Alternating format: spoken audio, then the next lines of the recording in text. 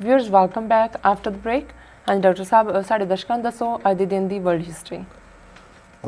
ਅੱਜ ਦੇ ਦਿਨ 1924 ਦੇ ਵਿੱਚ ਮੁਸੋਲਿਨੀ ਜਿਹੜਾ ਇਟਲੀ ਦਾ ਡਿਕਟੇਟਰ ਸੀ ਉਸ ਦੇ ਉੱਤੇ ਜਾਨਲੇਵਾ ਹਮਲਾ ਹੋਇਆ, ਉਹ ਬਚ ਗਿਆ ਜੀ। 1939 ਦੇ ਵਿੱਚ ਪਹਿਲਾ ਜਰਮਨ 에ਅਰ ਅਟੈਕ ਜਿਹੜਾ ਹੈ ਉਹ ਬ੍ਰਿਟਨ ਦੇ ਉੱਤੇ ਹੋਇਆ ਜੀ। 1941 ਦੇ ਵਿੱਚ ਇਹ ਆਰਡਰ ਜਰਮਨ ਵੱਲੋਂ ਕੱਢਿਆ ਗਿਆ ਵੀ ਯਹੂਦੀ ਜਿੰਨੇ 6 ਸਾਲ ਤੋਂ ਵੱਧ ਉਮਰ ਦੇ ਨੇ ਉਹ ਆਪਣੇ ਮੋਢਿਆਂ ਦੇ ਉੱਤੇ ਸਟਾਰ ਤਾਰਾ ਉਹਦਾ ਨਿਸ਼ਾਨ ਲਾਉਣ ਤਾਂ ਕਿ ਪਛਾਣ ਹੋਏ ਕਿ ਯਹੂਦੀ ਨੇ ਜੀ। 1968 ਦੇ ਵਿੱਚ ਸਵਾਜ਼ੀਲੈਂਡ ਨੇ ਬ੍ਰਿਟਨ ਤੋਂ ਆਜ਼ਾਦੀ ਲਈ ਔਰ 2012 ਦੇ ਵਿੱਚ United communist party of Nepal, ਜਿਸ ਨੂੰ ਪਹਿਲਾਂ ਇੱਕ ਟੈਰਰਿਸਟ ਜਥੇਬੰਦੀ ਬਣਾਇਆ ਗਿਆ ਸੀ, ਅਮਰੀਕਾ ਨੇ ਉਸ ਲਿਸਟ 'ਚੋਂ ਉਹਨੂੰ ਕੱਢ ਲਿਆ। ਜਿਹੜੀ ਗੱਲ ਇਹ ਦੱਸਦੀ ਹੈ ਕਿ ਜੇ ਤੁਸੀਂ ਆਜ਼ਾਦੀ ਲਈ ਲੜ ਰਹੇ ਹੋ ਤਾਂ ਤੁਹਾਨੂੰ ਟੈਰਰਿਸਟ ਕਹਿਣਗੇ। ਜੀ। ਜਿਵੇਂ ਤਾਲਿਬਾਨ ਨੂੰ ਕਿਹਾ, ਹੁਣ ਉਸੇ ਹੀ ਤਾਲਿਬਾਨ ਦੇ ਨਾਲ ਗੱਲਬਾਤ ਕਰ ਰਹੇ ਨੇ ਅਮਰੀਕਨ ਦਫ਼ਤਰ ਖੁਲਾ ਕੇ। ਇਸੇ ਤਰ੍ਹਾਂ ਯੂਨਾਈਟਿਡ ਕਮਿਊਨਿਸਟ ਪਾਰਟੀ ਇੱਕ ਸਟੇਜ ਦੇ ਉੱਤੇ ਦਹਿਸ਼ਤਗਰਦ ਜਮਾਤ ਸੀ। ਜਦੋਂ ਉਹ ਕਾਮਯਾਬ ਹੋ ਗਏ ਆਪਣੀ ਸਟਰਗਲ 'ਚ ਤੇ ਫਿਰ ਉਹਨਾਂ ਦੀ ਸਰਕਾਰ ਵੀ ਬਣੀ, ਉਹਨਾਂ ਨੂੰ ਫੰਡ ਵੀ ਅਮਰੀਕਾ ਨੇ ਦਿੱਤੇ ਤੇ ਲਿਸਟ 'ਚੋਂ ਵੀ ਕੱਢ ਲਿਆ। ਸੋ ਇਹ ਵਰਲਡ ਹਿਸਟਰੀ। ਜੀ ਡਾਕਟਰ ਸਾਹਿਬ, ਤੁਹਾਡਾ ਬਹੁਤ ਬਹੁਤ ਧੰਨਵਾਦ। ਸਾਡਾ ਪਹਿਲਾ ਸਵਾਲ ਹੈ, ਮਾਸਕੋ ਵਿੱਚ ਚੱਲ ਰਹੀ G20 ਦੇਸ਼ਾਂ ਦੀ ਮੀਟਿੰਗ ਵਿੱਚ ਸੀਰੀਆ ਦੇ ਮੁੱਦੇ ਤੇ ਅਮਰੀਕਾ ਦਾ ਸਟੈਂਡ ਅਲੱਗ-ਥਲੱਗ ਹੋਣ ਵਾਲਾ ਬਣ ਗਿਆ ਹੈ। ਇਸ ਬਾਰੇ ਤੁਹਾਡੇ ਕੀ ਵਿਊਜ਼ ਹਨ? ਦੇਖੋ, ਪ੍ਰੈਜ਼ੀਡੈਂਟ ਓਬਾਮਾ ਨੇ ਪਹਿਲਾਂ ਤਾਂ ਇੰਗਲੈਂਡ ਦੇ ਨਾਲ ਆਪਣੀ ਸਾਂਝ ਬਣਾ ਕੇ ਫਰਾਂਸ ਦੀ ਵੀ ਮਦਦ ਲਈ। ਇਹਨਾਂ ਨੇ ਕਿਹਾ ਜੀ ਅਸੀਂ ਸਟ੍ਰਾਈਕ ਕਰਾਂਗੇ, ਜੰਗੀ ਬੇੜਾ ਪਹੁੰਚ ਗਿਆ ਹੈ ਜੀ। ਇੰਗਲੈਂਡ ਦੇ ਮੈਂਬਰ ਪਾਰਲੀਮੈਂਟਸ ਨੇ ਜਿਹੜਾ ਪਾਰਲੀਮੈਂਟ ਦੇ ਵਿੱਚ ਇਸ ਦੀ ਚਰਚਾ ਹੋਈ, ਉਹਨਾਂ ਨੇ ਨਾ ਕਰ ਦਿੱਤੀ। ਜੀ। ਹੁਣ ਜਦੋਂ ਕਿ ਮਾਸਕੋ ਦੇ ਵਿੱਚ G20 ਇਹ ਸਾਰੇ ਇੰਡਸਟਰੀਅਲ ਜਿਹੜੇ ਮੁਲਕ ਨੇ ਉਹਨਾਂ ਦਾ, ਡਿਵੈਲਪਿੰਗ ਮੁਲਕ ਨੇ ਉਹਨਾਂ ਦਾ ਹੋ ਰਿਹਾ, ਲਗਭਗ 2/3 ਜਿਹੜੀ ਹੈ ਦੁਨੀਆ ਦੀ ਆਬਾਦੀ ਨੂੰ ਰਿਪਰੈਜ਼ੈਂਟ ਕਰਦੇ ਨੇ ਇਹ ਮੁਲਕ, ਔਰ 90% ਜਿੰਨੀ ਇਨਕਮ ਹੈ, ਇਕੋਨਮੀ ਹੈ, ਉਹਦਾ ਬੇਸ ਹੈ। ਜੀ। ਹੁਣ ਉਹਦੇ 'ਚ ਅਮਰੀਕਾ ਦੇ ਨਾਲ ਸਵਾਏ ਫਰਾਂਸ ਤੋਂ ਜਾਂ ਇੰਗਲੈਂਡ ਦਾ ਤਾਂ ਆਪਣਾ ਹੀ ਫੂਕ ਨਿਕਲ ਗਏ ਜਦੋਂ ਪਾਰਲੀਮੈਂਟ ਨੇ ਨਕਾਰ ਦਿੱਤਾ। ਜੀ। ਰੂਸ ਨੇ ਵੀ ਇਹਦੇ 'ਤੇ ਫਰਮ ਸਟੈਂਡ ਲਿਆ, ਚਾਈਨਾ ਨੇ ਵੀ ਫਰਮ ਸਟੈਂਡ ਲਿਆ, ਔਰ ਜਿਹੜੀਆਂ ਕੰਟਰੀਆਂ ਬ੍ਰਾਜ਼ੀਲ, ਇੰਡੀਆ, ਚਾਈਨਾ, ਜਿਹੜੀਆਂ ਕਿ 5 ਮੁਲਕ ਖਾਸ ਤੌਰ 'ਤੇ ਇਕੋਨਮਿਕ ਹਵਾਲੇ ਨਾਲ, ਇਕੋਨਮੀ ਦੇ ਹਵਾਲੇ ਨਾਲ ਨੇੜੇ ਆਏ ਨੇ, ਉਹਨਾਂ ਨੇ ਵੀ ਇਸ ਦੇ ਉੱਤੇ ਜਿਹੜਾ ਸਖਤ ਸਟੈਂਡ ਲਿਆ। ਜੀ। ਸੋ ਓਬਾਮਾ ਐਡਮਿਨਿਸਟ੍ਰੇਸ਼ਨ ਅਲੱਗ-ਥਲੱਗ ਹੈ, ਹਾਲਾਂਕਿ ਉਹ ਪ੍ਰਭਾਵ ਤਾਂ ਇਹੀ ਦੇ ਰਹੇ ਨੇ ਕਿ ਜੀ ਅਸੀਂ ਆਪਣੀ ਸੈਨੇਟ ਜਾਂ ਨੇ ਅਪਰੂਵਲ ਦੇ ਹੀ ਦਿੱਤੀ ਹੈ, ਫੋਰਨ ਅਫੇਅਰਸ ਕਮੇਟੀ ਨੇ, ਹਾਊਸ ਵੋਟ ਹੋਏਗੀ, ਅਸੀਂ ਕਾਰਵਾਈ ਕਰਾਂਗੇ। ਪਰ ਇਹ ਸਾਰੇ ਮੁਲਕਾਂ ਨੇ ਉਹਨਾਂ ਨੂੰ ਵਾਰਨ ਕੀਤਾ ਹੈ ਕਿ ਜੇ ਯੂਨਾਈਟਿਡ ਨੇਸ਼ਨ ਸਿਕਿਉਰਿਟੀ ਕੌਂਸਲ ਦੀ ਮਰਜ਼ੀ ਤੋਂ ਬਿਨਾਂ ਅਮਰੀਕਾ ਕੁਝ ਕਰੇਗਾ ਤੇ ਜਿਵੇਂ ਰਸ਼ੀਆ ਨੇ ਕਿਹਾ ਕਿ it will be considered as an act of aggression. So ਅਸੀਂ ਸਮਝਦੇ ਹਾਂ ਵੀ ਅਜੇ ਵੀ ਪ੍ਰੈਜ਼ੀਡੈਂਟ ਓਬਾਮਾ ਦੇ ਕੋਲ ਇਹ ਚਾਂਸ ਹੈ ਕਿ ਡਿਪਲੋਮੇਸੀ ਨੂੰ ਵਰਤਿਆ ਜਾਏ, ਕੂਟਨੀਤੀ ਨੂੰ ਵਰਤਿਆ ਜਾਏ, ਨਾ ਕਿ ਜਿਹੜਾ ਇਸ ਅੰਨੀ ਤਾਕਤ ਦੇ ਇਸਤੇਮਾਲ ਨੂੰ। ਜੀ ਡਾਕਟਰ ਸਾਹਿਬ, ਪ੍ਰੋਗਰਾਮ ਦੇ ਅਖੀਰ ਵਿੱਚ ਸਾਡੇ ਦਰਸ਼ਕਾਂ ਨੂੰ ਦੱਸੋ ਅੱਜ ਦਾ ਵਿਚਾਰ। ਅੱਜ ਦੇ ਵਿਚਾਰ ਲਈ ਅਸੀਂ ਗੁਰੂ ਅਮਰਦਾਸ ਜੀ ਦਾ ਸ਼ਲੋਕ ਜਿਹੜਾ ਕਿ ਵਾਰਾਂ ਤੇ ਵਧੀਕ ਜੀ ਚੋਂ ਨੇ 2 ਸ਼ਲੋਕ ਅਸੀਂ ਪਿਕ ਕੀਤੇ ਨੇ ਕਿਉਂਕਿ ਦੋਨਾਂ ਦਾ ਥਾਟ ਇੱਕੋ ਹੈ।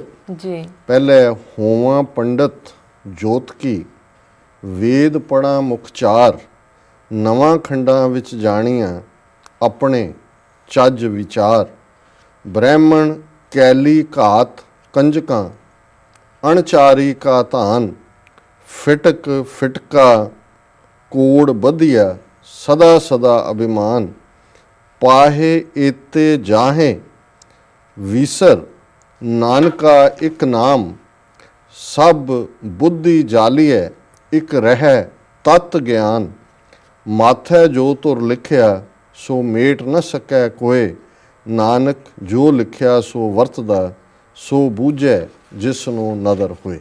ਜੀ। ਹੁਣ ਇਹਦੇ 'ਚ ਉਹਨਾਂ ਦੀ ਪਹਿਲਾਂ ਗੱਲ ਕੀਤੀ ਹੈ, ਖਾਸ ਤੌਰ 'ਤੇ ਬ੍ਰਾਹਮਣ ਨੂੰ ਰੈਫਰ ਕੀਤਾ ਹੈ ਜਿਹੜਾ ਕਲੇਮ ਕਰਦਾ ਹੈ ਕਿ ਉਹਨੂੰ ਸਭ ਕੁਝ ਪਤਾ ਹੈ। ਜੀ। ਉਹ ਜੋਤਸ਼ੀ ਵੀ ਹੈ, ਉਹ ਚਾਰੇ ਵੇਦਾਂ ਦਾ ਜਾਣੂ ਵੀ ਹੈ, ਪਰ ਉਸ ਦੀ ਕਮਾਈ ਸੁੱਚੀ ਨਹੀਂ ਹੈ। ਉਹ ਉਸ ਦਾ ਧਾਨ ਵੀ ਖਾਂਦਾ ਹੈ, ਉਸ ਦੀ ਕਮਾਈ ਵੀ ਖਾਂਦਾ ਜਿਹੜਾ ਬੇਈਮਾਨ ਹੈ। ਜੀ। ਉਹ ਗਾਂ ਮਾਰਦਾ ਹੈ ਲੇਕਿਨ ਉਹ ਬਣਿਆ ਗਾਂ ਦਾ ਹਾਫਿਜ਼ ਹੋਇਆ, ਗਾਂ ਦਾ ਰਾਖਾ ਬਣਿਆ ਹੋਇਆ। ਜੀ। ਉਹ ਜੰਮਦੀਆਂ ਕੁੜੀਆਂ ਨੂੰ ਮਾਰਨ 'ਚ ਵੀ ਯਕੀਨ ਰੱਖਦਾ ਪਰ ਫਿਰ ਵੀ ਆਪਣਾ ਰੁਤਬਾ ਬ੍ਰਾਹਮਣ ਦਾ ਰੱਖਦਾ। ਇਹ ਹੁਣ ਗੁਰੂ ਅਮਰਦਾਸ ਜੀ ਕਹਿ ਰਹੇ ਨੇ, ਹੁਣ ਇਹ ਡਾਬਰ ਆਮਲੇ ਨਾ ਕਹਿਣ ਕਿ ਜੀ ਅਸੀਂ ਉਹਨਾਂ ਨੂੰ ਗਾਂ ਮਾਰਨ ਵਾਲਾ ਤੇ ਦੂਜਾ ਕਹਿ ਦਿੱਤਾ ਜੀ ਜੀ ਹੁਣ ਉਹ ਸ਼ਬਦ ਨੇ ਗੁਰੂ ਸਾਹਿਬ ਫਰਮਾਉਂਦੇ ਨੇ, ਹੋਵਾਂ ਪੰਡਤ ਜੋਤ ਕੀ ਵੇਦ ਪੜ੍ਹਾਂ ਮੁਖਚਾਰ, ਕਿ ਮੈਂ ਭਾਵੇਂ ਪੰਡਤ ਬਣ ਜਾ, ਜੋਤ ਕੀ ਜੋਤਸ਼ੀ ਨੂੰ ਕਹਿੰਦੇ ਨੇ, ਜੋਤਸ਼ੀ ਹੋਵਾਂ, 4 ਵੇਦ ਵੀ ਪੜ੍ਹ ਲਾਂ, ਜੀ ਨਵਾਂ ਖੱਡਾ ਵਿੱਚ ਜਾਣੀਐ ਆਪਣੇ ਚੱਜ ਵਿਚਾਰ।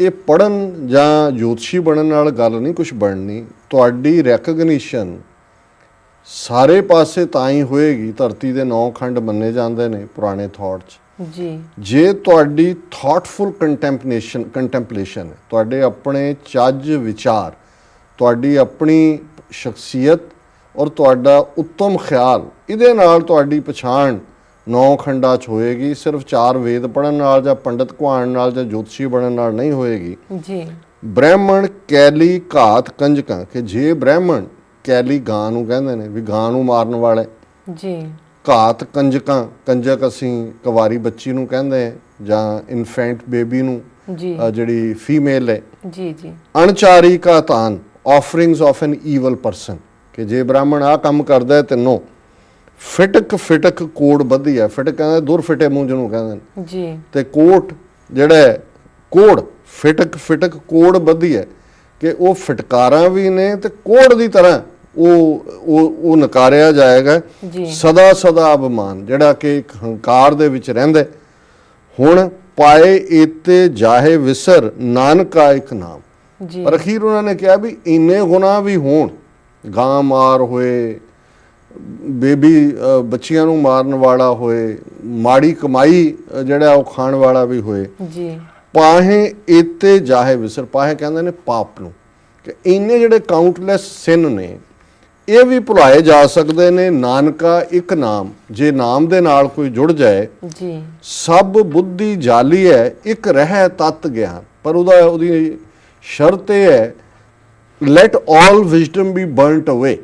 ਸਭ ਬੁੱਧੀ ਜਾਲੀ, ਆਪਣੀ ਅਕਲ, ਕਿਉਂਕਿ ਬ੍ਰਾਹਮਣ ਦੇ ਪ੍ਰਥਾਏ ਐਡਰੈਸ ਹੋਇਆ ਤੇ ਹੈ ਤਾਂ ਸਾਰਿਆਂ ਲਈ ਉਪਦੇਸ਼ ਹੈ ਕਿ ਆਪਣੀ ਸਾਰੀ ਅਕਲ ਦਾ ਅੰਤ ਕਰੋ, ਜਿਹੜੀ ਫੋਕੀ ਅਕਲ ਹੈ, ਜਿਹੜੀ ਭਰਾਵਾਂ ਨੂੰ ਵੰਗਾਰਦੀ ਹੈ, ਰੱਬ ਤੋਂ ਵਿੱਥ ਪਾਉਂਦੀ ਹੈ। ਜੀ ਇੱਕ ਰਹਿ ਤਤ ਗਿਆਨ, ਸਿਰਫ ਇੱਕ ਰੱਬ ਦੀ ਹੋਂਦ ਤੇ ਵਿਸ਼ਵਾਸ ਰਹੇ। ਔਰ ਕਨਕਲੂਡ ਕੀਤਾ ਗੁਰੂ ਸਾਹਿਬ ਨੇ, ਮਾਥੇ ਜੋ ਧੁਰ ਲਿਖਿਆ ਸੋ ਮੇਟ ਨਾ ਸਕੈ ਕੋਈ, ਕਿ ਜੋ ਲਿਖਿਆ ਹੋਇਆ ਨਿਰੰਕਾਰ ਨੇ ਸਾਡੇ ਮੱਥੇ ਤੇ, ਸਾਡੀ ਡੈਸਟਨੀ 'ਚ, ਉਸ ਨੂੰ ਕੋਈ ਮੇਟ ਨਹੀਂ ਸਕਦਾ। ਜੀ ਨਾਨਕ ਜੋ ਲਿਖਿਆ ਸੋ ਵਰਤਦਾ, ਸੋ ਬੁਝੈ ਜਿਸ ਨੂੰ ਨਦਰ ਹੋਏ, ਜੀ ਕਿ ਜੋ ਅਸੀਂ ਲਿਖਵਾਇਆ ਉਹ ਵਰਤਦਾ। ਪਰ ਇਸ ਹਕੀਕਤ ਨੂੰ ਕਿ ਅਲਟੀਮੇਟਲੀ ਨਿਰੰਕਾਰ ਹੀ ਕਰਨ ਵਾਲਾ ਹੈ, ਜੀ ਕਰਨ ਕਾਰਨ ਸਮਰੱਥ ਹੈ, ਸੋ ਬੂਝੈ ਜਿਸ ਨੂੰ ਨਦਰ ਹੋਏ, ਕਿ ਜਿਸ ਤੇ ਨਿਰੰਕਾਰ ਦੀ ਰਹਿਮਤ ਹੁੰਦੀ ਹੈ, ਮਿਹਰਾਮਤ ਹੁੰਦੀ ਹੈ, ਇਸ ਸੱਚਾਈ ਨੂੰ ਉਹੀ ਸਮਝ ਸਕਦਾ ਹੈ। ਬਾਕੀ ਫੋਕੇ ਗਿਆਨ ਨਾਲ, ਵੇਦਾਂ ਦੇ ਗਿਆਨ ਨਾਲ, ਜੋਤਸ਼ੀਆਂ ਦੇ ਨਾਲ, ਜੋਤਕੀ ਸ਼ੁਰੂ 'ਚ ਹੀ ਕਿਹਾ ਸੀ, ਹੁਣ ਸਾਡੇ ਜਾ ਕੇ ਜੋਤਸ਼ੀਆਂ ਦੇ ਟੀਵੇ ਲਵਾਉਂਦੇ ਨੇ ਕਿ ਜੀ ਦੱਸੋ ਕਿਵੇਂ ਹੋਏਗਾ, ਤੇ ਗੁਰੂ ਸਾਹਿਬ ਕਹਿੰਦੇ ਨੇ ਵੀ ਇਹ ਤਾਂ ਆਪ ਜਿਹੜੇ ਨੇ ਫਿਟਕੇ ਹੋਏ ਨੇ।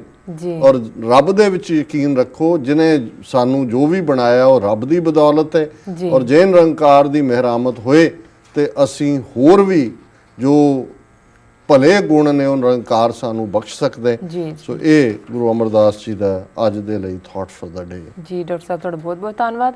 ਵਿਊਅਰਸ, ਤੁਹਾਡਾ ਵੀ ਬਹੁਤ ਬਹੁਤ ਧੰਨਵਾਦ, ਤੁਸੀਂ ਆਪਣੇ ਕੀਮਤੀ ਸਮੇਂ ਵਿੱਚ ਸਮਾਂ ਕੱਢ ਕੇ ਸਾਨੂੰ ਆਪਣੇ ਰਾਏ ਤੇ ਸੁਝਾਅ ਭੇਜੇ, ਤੇ ਇਸ ਤਰ੍ਹਾਂ ਭੇਜਦੇ ਰਹਿਣਾ ਸਾਡੇ ਇਸ ਪਤੇ ਤੇ sos@tv84.tv ਤੇ। ਅਸੀਂ ਆਪਣਾ ਪ੍ਰੋਗਰਾਮ ਲੈ ਕੇ ਤੁਹਾਡੇ ਫੇਰ ਰੂਬਰੂ ਹੋਵਾਂਗੇ। ਤਦ ਤੱਕ ਲਈ ਸਾਨੂੰ ਆਗਿਆ ਦਿਓ। ਵਾਹਿਗੁਰੂ ਜੀ ਕਾ ਖਾਲਸਾ, ਵਾਹਿਗੁਰੂ ਜੀ ਕੀ ਫਤਿਹ।